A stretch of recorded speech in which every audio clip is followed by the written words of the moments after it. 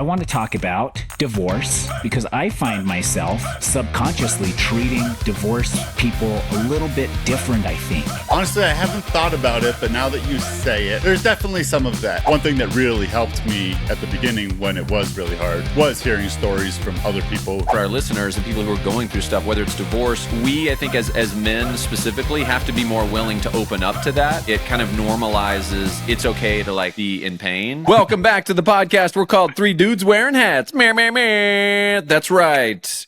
Going through that midlife crisis, hairline or not, we're here with a hat to cover it up. The ultimate salve for those who are hair conscious. Actually, though, by the way, I don't think all three of us are hair conscious. I think we all have pretty good hairlines. I'm not hair conscious at all. I have great hair. I just prefer to wear a hat. I don't. William? I like to do my hair, and if I don't do it, then I like to wear a hat. How do you do your hair? What do you do for do your hair? Throw a little bit of pomade. Pomade in French. Pomade. Yeah. In there. With the pomade, I put the pomade in my hair and I make it go ooh, ooh, ooh. Use my little très bon. Très bon, c'est bon. finger combs to make it look pretty nice. Pretty nice. Nice or messy? Do you like the slick, clean look or messy, a little messier? Well, I don't use the actual comb, so it's like, So it looks like it's like right done, off the street. but not Yeah. clean. Yeah, I like that look. Yeah. The Yeah. messy cute. That's what my wife calls Yeah, it. exactly. The messy cute. Mhm. Yeah. If it's Cool. too clean, she's not into it.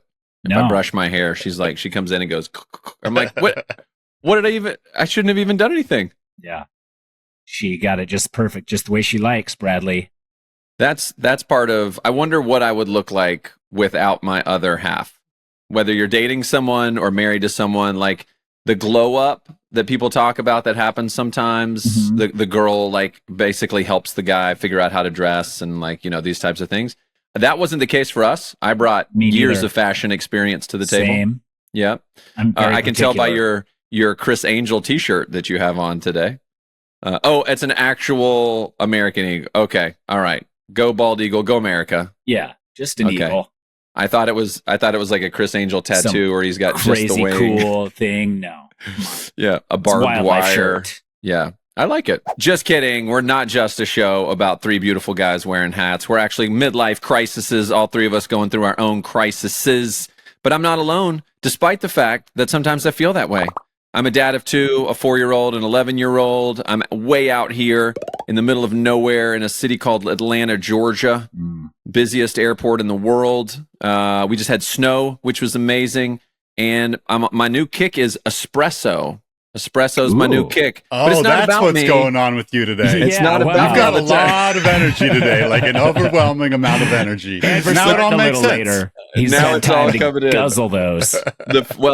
And kind William, I'm going to throw to because he wouldn't say it, but he was thinking it. So, William, what do you bring into the table?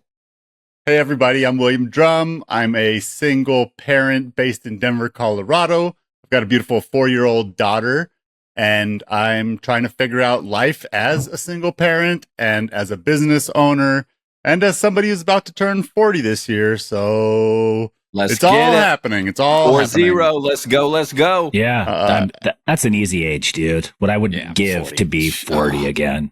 Yeah, Give me I a mean, time machine. Take it me is pretty way nice back. to be youthful compared to you fellas, but Yeah. it's still a big number for me. We do lean on William. If you've watched and listened to us, we lean on William to tell us like, what are the cool kids saying? What are they doing? He's still way back there. He's still in his 30s. Yeah, he told us still about Riz. Riz. He told us about Skibbity Toilet, all of it. All of it.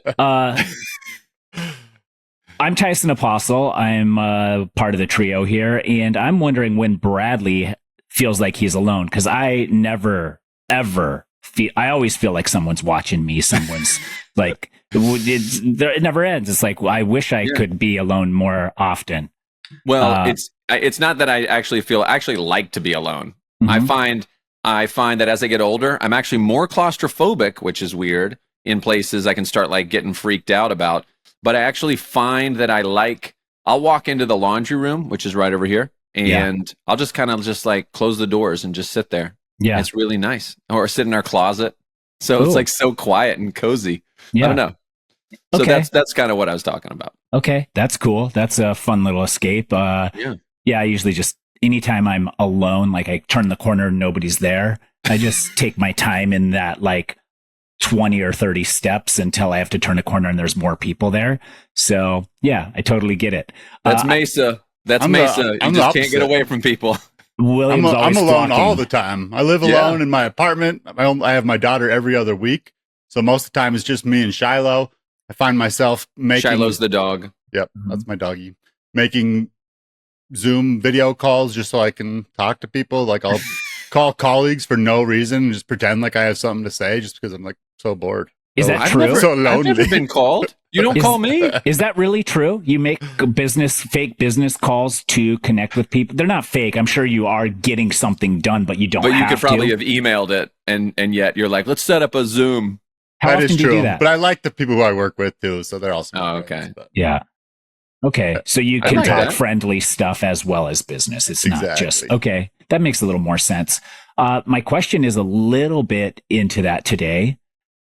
I want to talk about divorce, William.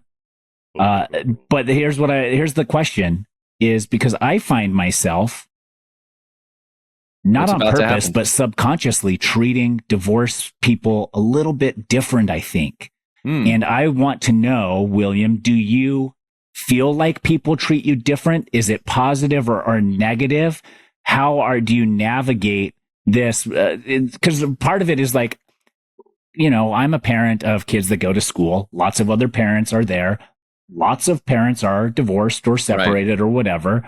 I never know for what reason or anything. So I also am navigating this like sensitive thing that like, I can't be like, so what was the purpose for you guys?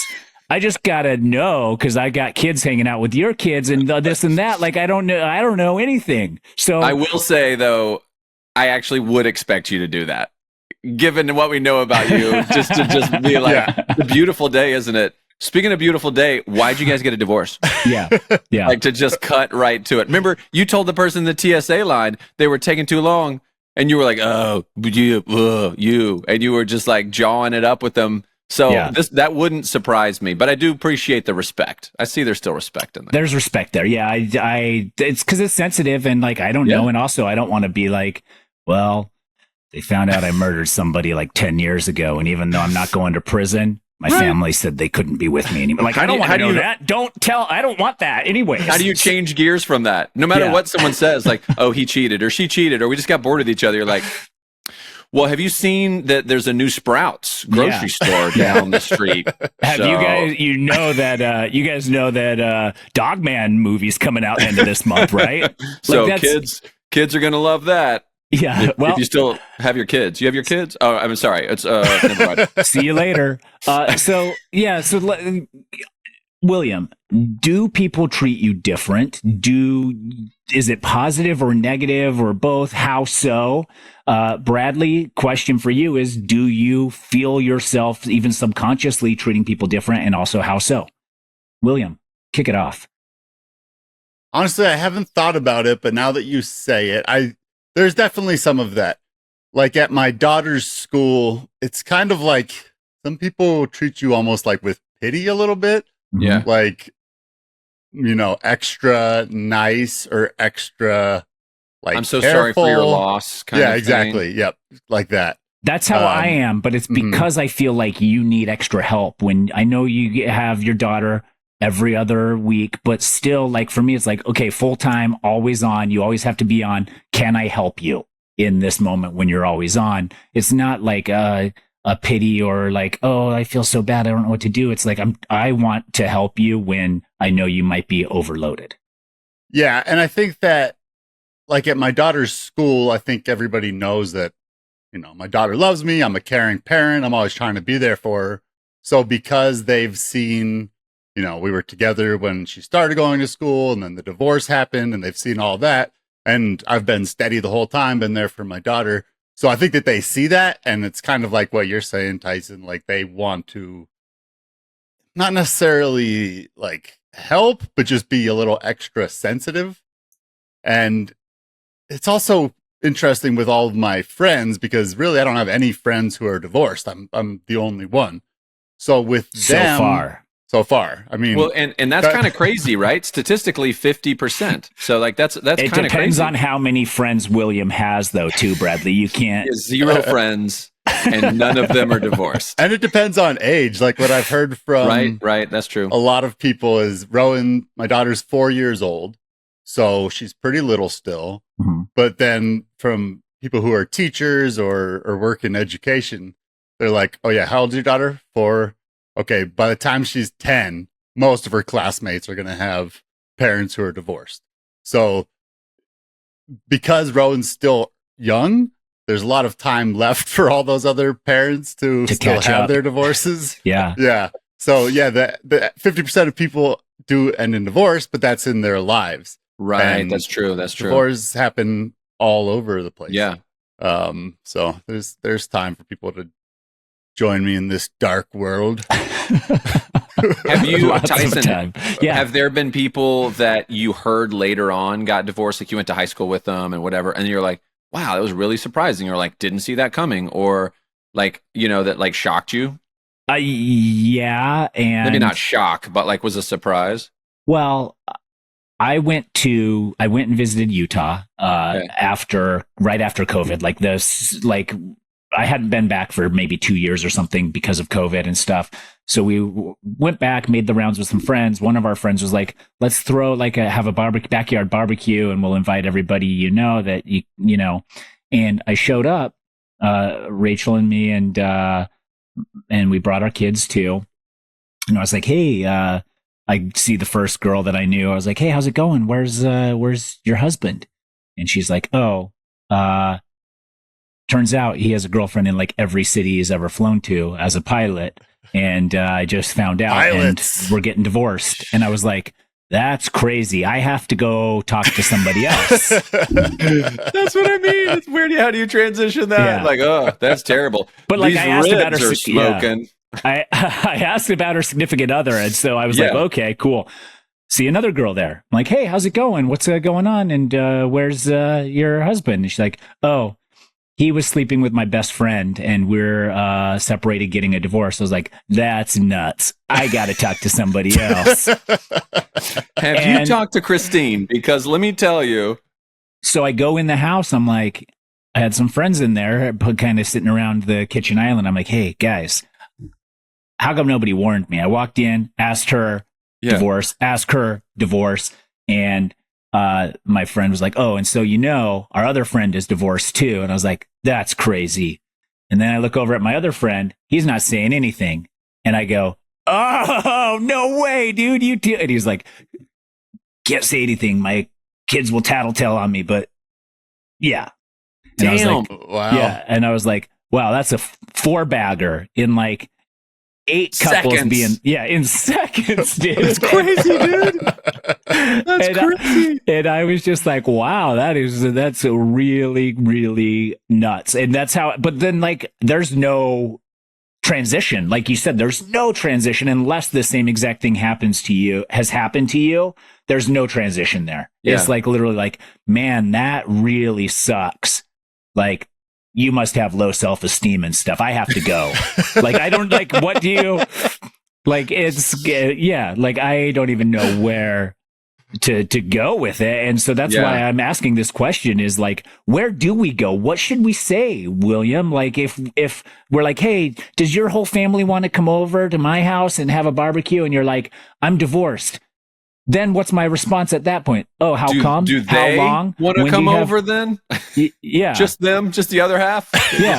Just wanna- Well, I think that one of the weirdest parts about divorce, which of course makes sense, is that it all depends on how long ago it happened, where you guys are at, Right. all these right. different things. So it's Which we can't know without Which getting you into can't a know. big conversation. and it changes so often, and like it can seem like the worst thing in the world, and then it can turn into like you can look back at things and realize that it's much better this way.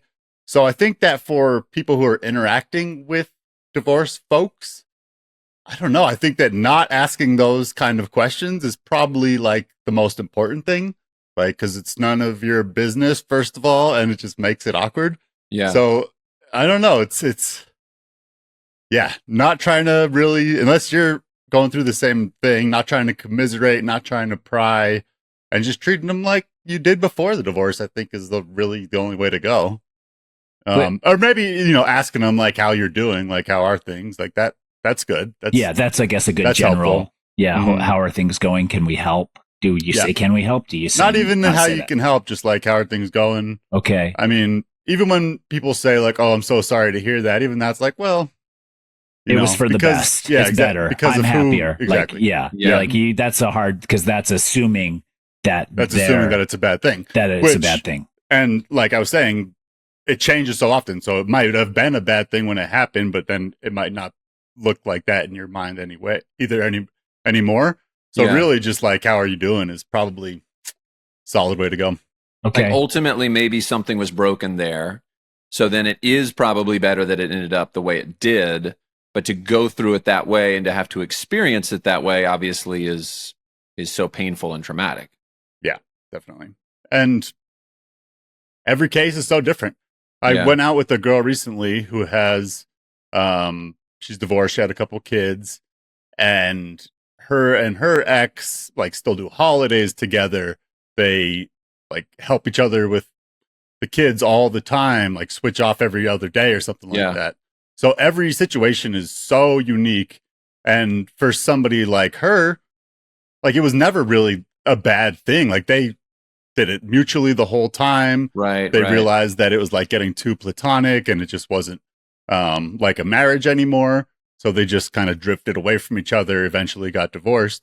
So for her experience, the whole thing was pretty positive. Like she never imagined that it would be like that, of course, but there was never like a time of intense conflict or like struggle with it. It was just the course of events. And so you can have something like that, or you could have something that's super intense for both parties or intense for one party. And that's why, like, unless you really know them, like just not prying is the way to go. Or if you're going through it as well, like sharing that with them. And one thing that really helped me at the beginning when it was really hard was hearing stories from other people who have went through it. Both good and bad, like both stories about, hey, like I went through it too, and it's much better for me now. That was helpful, but then it was also helpful talking to people who are like, yeah, it's terrible and it sucks, and I feel what you're saying, and just that knowing that other people are going through the same thing is pretty helpful. Okay, so I, as someone who hasn't gone through it yet, 50% chance. I think it might be higher knowing you. I don't know Rachel, but I think she must be a saint. Yeah, she's already sick of me. For sure, she's sick of me. So I should never pry or try not get on Nextdoor and be like, hey, do you know these guys? Did you hear any fighting? What was happening in their lives? Like, I'm just checking in, seeing how you're doing. Yeah. From time to time. And you'll know that I'm referring to the divorce when we're sitting down alone watching our kids play at the park. And I say, so William, how you been, man? How you doing? Yeah. You'll understand. 100%. And then you'll give me a pretty good, I'm happy. Or are you going to like get into it? Usually I get into, I'm just such an open person. So I'm usually pretty straight up. Like if I'm doing good, I'll tell you that. If I'm not doing good, I'll be like, fuck, man, things are terrible. Okay. Don't get me started. Right. Don't even get me started. I think you raised a good question though, Tyson, because I think this goes to like grief in general, right? Yeah. Like my friend who lost his son.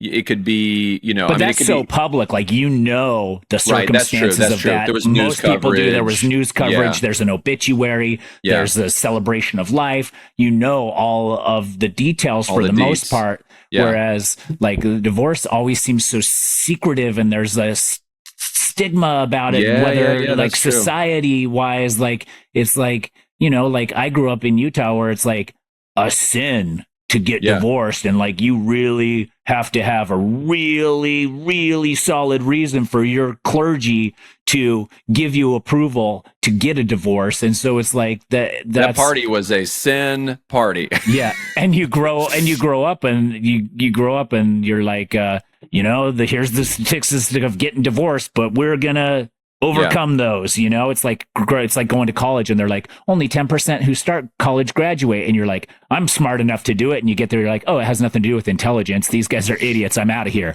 Yeah.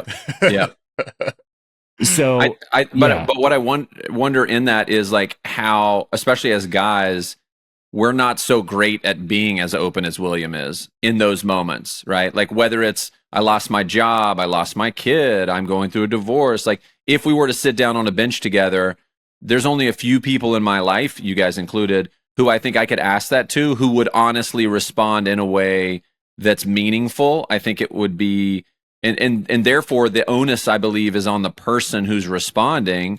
Sometimes you just don't want to get into it. So you're just like, it's just it's been tough. But then you also have to be willing to basically ask for help in that moment without saying help, by saying, can I be honest with you? Like, this is the hardest thing I've ever been through. Or, you know what? Like, there's stuff that I never even considered. And I imagine with divorce, there's all kinds of stuff, bank accounts and family things and signing documents and whatever. And you're just like, I never thought about all this stuff. And it just keeps pulling me down. So some of that too, like for our listeners and people who are going through stuff, whether it's divorce, grief, job loss, hair loss, like whatever, if there's something that, we, I think as men specifically have to be more willing to open up to that, because I do think it kind of normalizes, it's okay to like be in pain. It's okay to go through it. And then thus through that, it's easier to heal from the pain. So, I think to your example, like I think William, you're such a solid person who is open to just, kind of being open about that. Clearly you've spoken about it on here.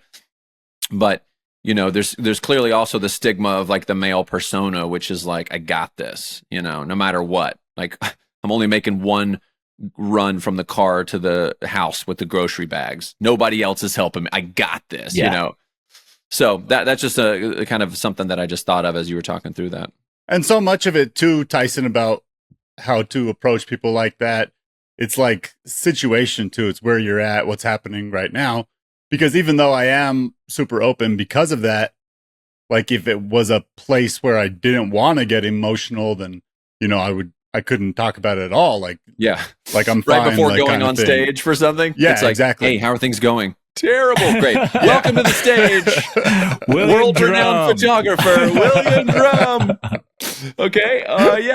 Just thanks. I wasn't going to talk about this, but I'm in the headspace Speaking of right rules now. of thirds, here's another rule when it comes to relationships. Just like goes off. Yeah. So time and location is critical too. And when you're in the middle of it, like doing small things like being around people can be really hard.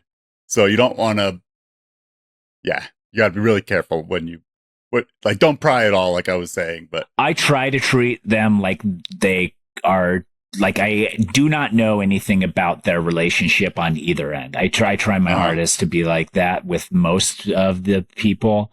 I did also want to ask you, is it better to check in from time to time, or should I just say, William, if you need to talk to somebody, give me a call. I know you've been going through some shit. Just let me know. Can I do that once a year? Yeah, I think doing that and then never talking about it again. Well, no, you can still be like, hey, how are you doing? Like, I mean, that's still good. Do both. And then also with it, I don't know, Bradley just said something a minute ago about you don't want to get in the middle of like choosing sides in any way. Right? Yeah. Because like for me, I don't want anybody to hold anything against me for it. I don't want anything to hold anything against my ex for it. It just makes things worse. So that's why it's just better for people to stay neutral who are outside of it. Even if it's a tough situation, there was something messed up. I mean, if it's really messed up, but even if I don't know the other person. Well, yeah, you're not going to like go become friends with the other person unless you're psycho. Trying to meet a divorced mom. But then I'm 100% on your side no matter what. Like, right? Like that's because you already were. Because I already was. Yeah. Okay. Okay. But it's more for like friends. Like, yeah, I never wanted any of my friends, like especially because we've got a daughter. Because a lot of our friends have friends who are have kids who are friends with Rowan, and I just don't ever want like the kids to say something to Rowan like, "Oh, I heard your parent was really screwed up," or you know what I mean. So it's better to just like be really neutral with it about everything. Yeah, even if you have personal feelings. Yeah. If you share them, then the chance of that escalating into something unneeded is high. So you just bottle those up. But man, divorce it's so hard for so many people. Yeah. A friend of mine just killed himself last week. He was divorced like 1 to 2 years ago, not that long. And he was struggling, like, battling some alcohol addiction and some other things. And then it seemed like he was doing better. He was getting help. He was reaching out to people, trying to restart relationships. And then, he killed himself last week. And my friend was supposed to hang out with him shortly before that. And then he ended up canceling. So now my friend has all this grief too. Like, he needed me and then I wasn't there for him. And so that's complicated. It's tough. Yeah, it's so complicated. And the other thing is, apparently, this is just what somebody told me. I don't know what basis there is for it or anything. But a lot of times, there's like this thing that people do when they've kind of decided that they're going to end it. I think I know what you're saying. Where they start seeming better and reaching out to people and then really they know what they're going to do already. So to the outside, it seems like, oh, thank God, like he's getting out of this depression. He's going to be okay. And then right after that, they take their own life. So, because to them, there's an element of hope. There's an end. I think there's a lightness to it. Kind of like, I can go through this if I know I've only got 2 weeks left, then I can just start living again. There was a great commercial along these lines that I've seen circulate on kind of talking about mental health along the same lines on Instagram. And it was like two dudes like at a sporting event. I think it was in England, so probably soccer or something. And this one guy just looks depressed. He looks sad and he's sitting there. The other guy is like high-fiving and like so much energy or whatever. And the reveal is, they come back the next season and the sad, depressed guy is actually still there. It was the other guy who was masking his pain who ended up killing himself. And it was like, a suicide statistic about how it's skewed so much higher males than it is females in terms of suicide. And that's a huge thing. You guys remember Hasemeyer? He was on he has Gents Talk. That's a podcast that he has. Yeah. And a lot of what he talks about is mental health and this type of thing from celebrities and lay people like myself. You guys would be celebrities, but I would be a lay person. And the value of that. Yeah, for sure. So that's a really good note too. Because I think it's always hard when you want to ask. Tyson, that was a good question. Like, can I ask? How are you doing? Or do I just say, like, I asked you 6 months ago, you haven't said anything since then? Or like, because sometimes the onus on the other person, there's too many other things going on for them to be in a right mind to say appropriately, I'm not in a healthy spot right now. I need to reach out to someone. And it's like, your head is spinning and things are going all over the place. So I feel like it is always hard to know where to step in, how to step in. And I think that's, one of the complexities to that, no matter what the grief is. Again, it could be something as big as the loss of a life. It could be a job. It could be, it could be a diagnosis, something like that. There's all kinds of ways that grief can hit you.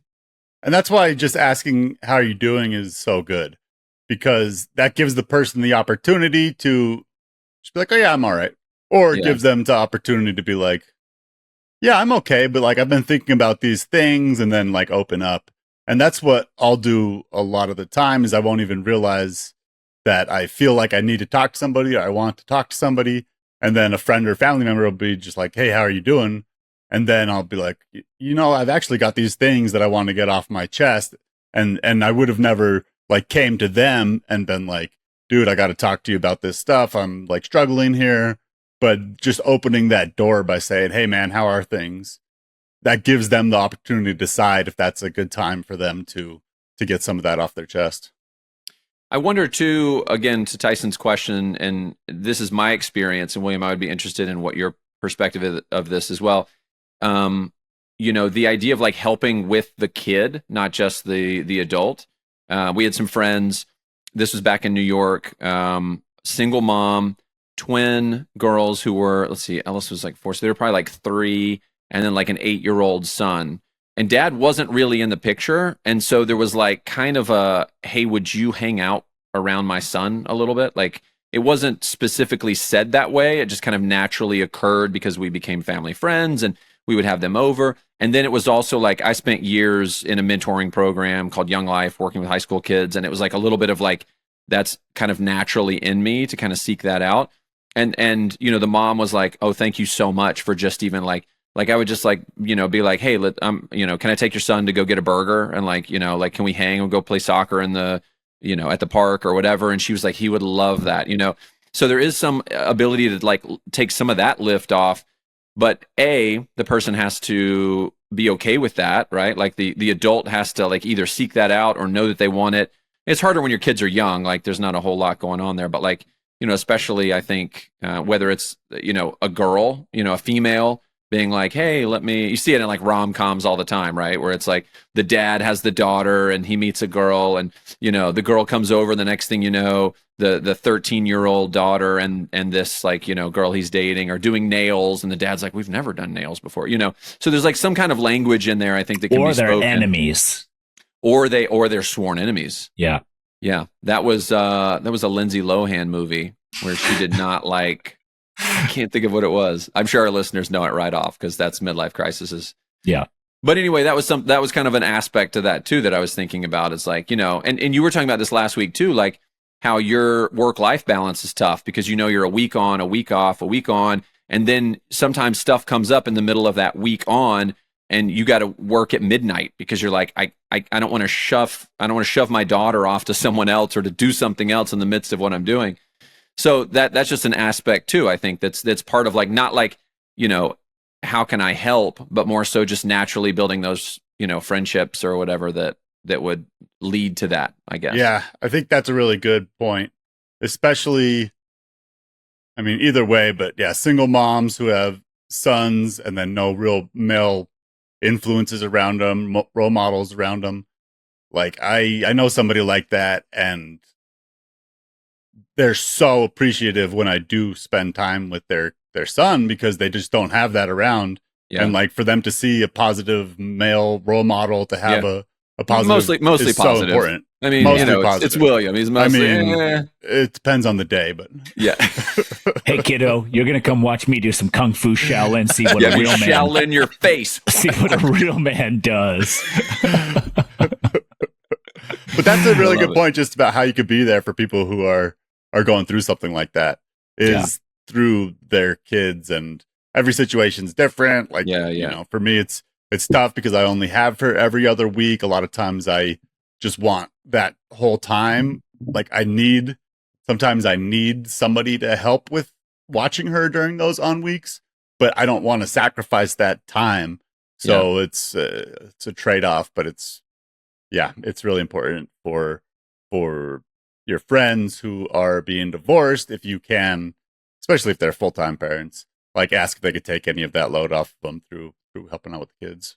And some of that too is letting go and learning that like we don't hold 100% of the keys for the success of our kids, right? I mean, I see a lot of value in like mentor-mentee relationships, even if it's just passive, right? Like my daughter has some friends down the street. Their dad's super cool. He's a creative director. He's different than me, but like it's cool that he's somewhat in the life because my daughter goes over and she's there and, he's working and, the mom is an author. And so I don't know. I mean, having experienced that, one of the things that my friends who were still involved in Young Life or those mentoring type of relationships loved was having other people, other adults, other kids who were a little bit older, kind of loving on their kids and like, showing them experiences and just being around.